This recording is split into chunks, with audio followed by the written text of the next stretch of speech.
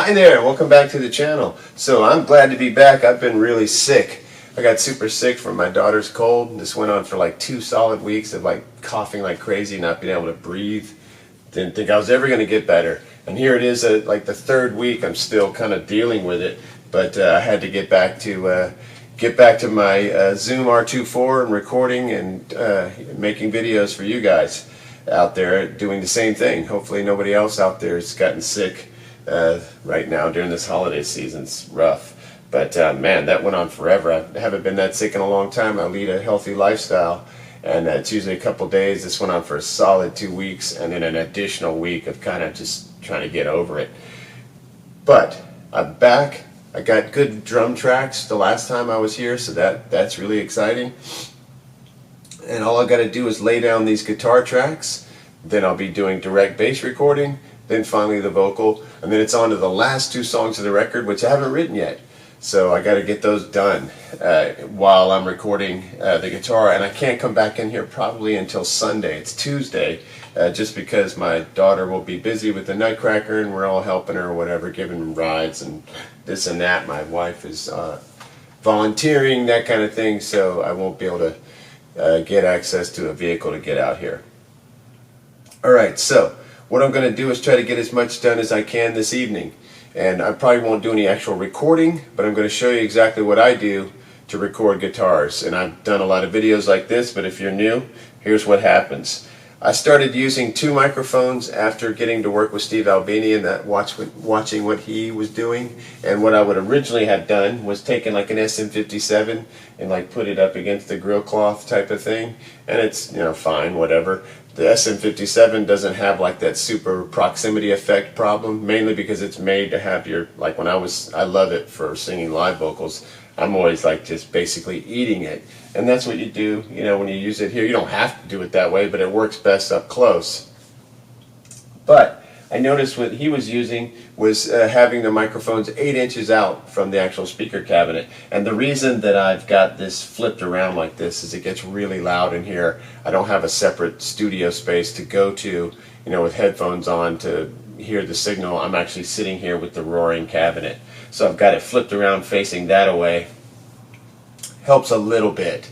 But you won't be able to see the microphones till I get to the camera back there. And this amp, just about when I got here, had an issue. This was yesterday. I tried to make a video yesterday, but I ran into a problem with the amp, and I thought the amp was going down on me, but it just turned out to be a bad tube in V1, and luckily I had an extra one laying around so I could just pop it in, but that gave me a heart attack because I was picturing trying to get it serviced over the holidays and trying to keep the ball rolling with this recording. And then this amp goes down. This one's already down. I got to get this to a tech, so I want this whole thing just redone. And this one needs to be checked out, but man, time, enough to drive to Auburn, which is like 40 miles from here, and blah blah blah. So amp is working, but from Steve I learned that I like having the microphones a little bit away from the speaker grill instead of that 57 jammed up against it. Maybe something like 8 inches, which sounds like a lot, but man, does it work well. It really kind of gives you this extra ambiance, like room tone or just some distance from the cabinet, so you just get a little something.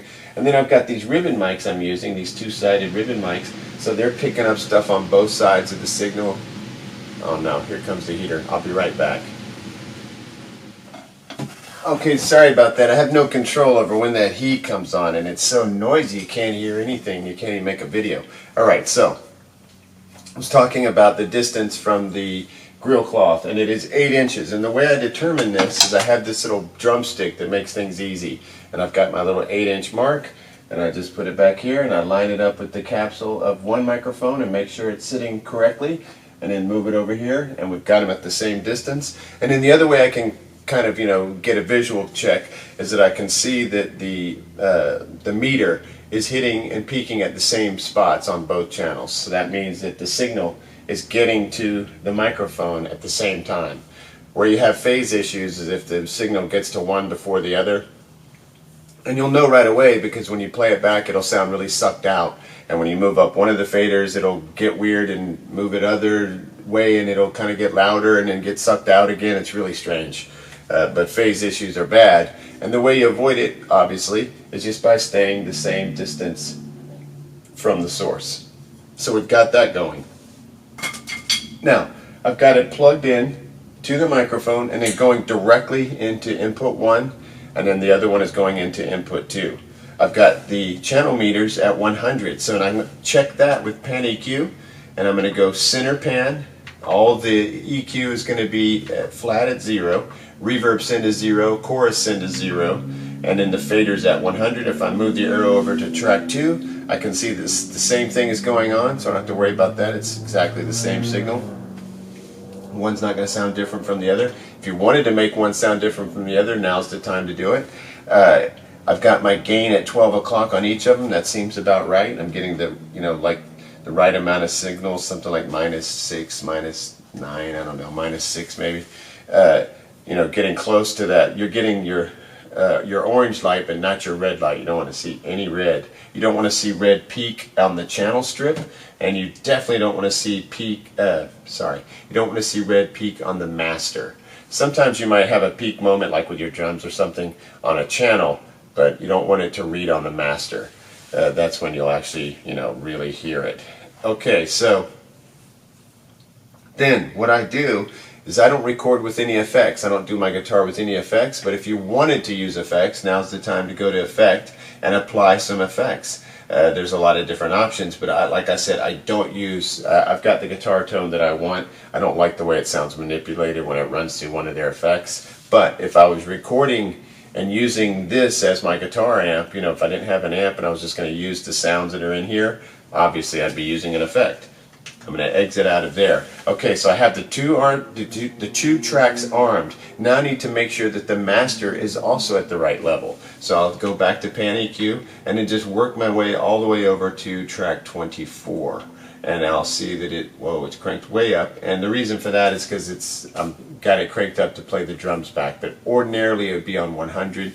It's sitting at 116 right now. So I'm going to arrow back all the way to 1 so that when I go to this channel as I'm recording, it's already sitting there. It's confusing if you start doing adjustments to a channel, not realizing that you're in another bank, meaning that you're like in 1724 and you think you're in 1 through 8. It gets confusing. So I always make sure to get that pan EQ selection all the way back to the track that I'm actually using, which is number 1 and number 2. Alright, so I'm exiting out of there, so I have no effects. I have my machine set at unity gain, which is 100.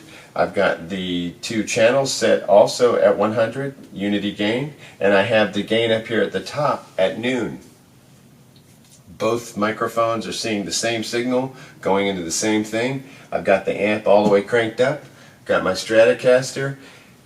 The drums are playing into my ears as I, track this. And I've got the metronome light to look at, and you could click the metronome on at this point if you wanted to, if the drums really, were glued to it. But I'm just going to use the light. I can't stand the way the metronome actually sounds. And this is, like I said, a little bit of a tough endeavor. That's why I've got the amp flipped around facing the other way, just so that I can hear. And this isn't going to be as good as tracking. When I actually track, I put earplugs in, and I'm going to have to turn the EQ a certain way to make the drums discernible. Right now it's just, you'll see it's hard for me to even hear what's going on, but at least it shows you the process if you want to do this yourself. Alright, so I'm going to get the headphones on, get the amp on. Alright, let me actually go to the other song. This is called Downed, like the song by Cheap Trick, Downed, on their second record. It was inspired by that song, so I just decided to copy the name too. Alright, but actually it was inspired by Hello There, their song Hello There. And the point of Hello There was for them to have like a sound check song, and I really like that idea, and that's what this song is. It's just a real simple, like, open chord tune, and it gives the sound guy, we always play it first, I always have traditionally, and it gives everybody time to like settle in musically, and gives the sound guy a good chance to just mix the band. If you didn't get much of a sound check, it's like a sound check tune. And I play it every night. I have for years as the opening tune, so I'm going to record it on this record. Alright, so let's get the amp on. It's in standby. This is how loud the amp is.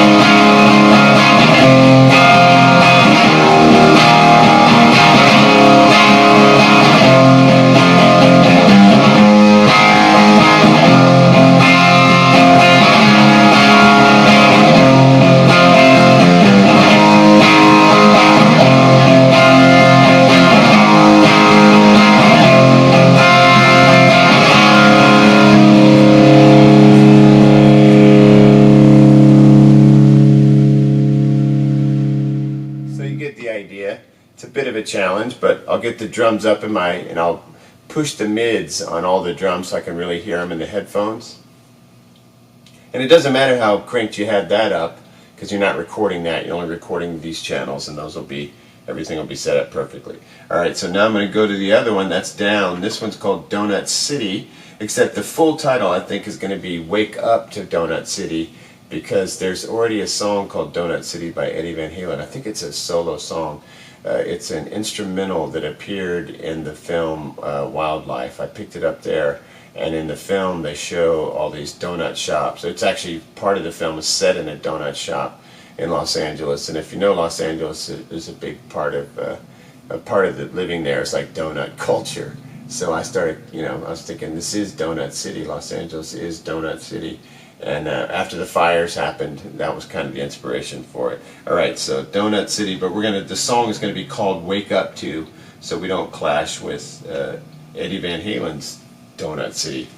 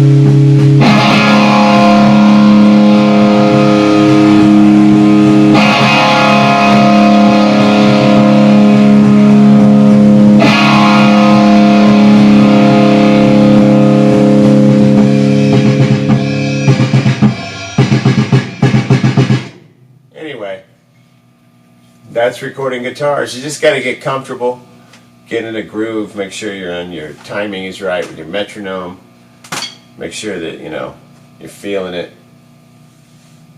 and then you just track it. Alright, so hopefully everyone is doing great. Hopefully no one else has this stupid cold, because I heard it's like going around sweeping the nation. Hopefully everything's fine for you guys at home and you're having good luck recording your tunes. If you have any questions, please don't hesitate to ask, or if you see me doing something wrong and stupid and you know a better way, don't hesitate to let us all know. Thank you. Next time.